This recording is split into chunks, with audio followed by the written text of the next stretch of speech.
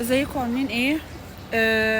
اللي بيحصل في صفحات العين الاماراتي على تقديمة رامي ربيعة ده حاجة غريبة جدا بصراحة وجديدة على جمهور الاهلي ان هو يعمل كده مع كابتن الاهلي السابق. الراجل سايبك بكل احترام، لا هربان ولا غلط فيك ولا اي حاجة، رغم اختلافنا على مستواه في بعض الاحيان، بس ده كابتن الاهلي السابق. ما يصحش ابدا ان انت تدخل تهينه وتتكلم عليه بالطريقه دي في صفحه نادي غريب في دوله غريبه. يعني مهما كان ده كان لاعب عندك، ما تنساش لحظاته الحلوه معاك، ما تنساش الجون اللي جابه في الترجي السنه اللي فاتت بتاع كاس افريقيا، ما تنساش لحظاته. ليه يا جماعه احنا ما كناش كده؟ ليه جمهور الاهلي اتعدى؟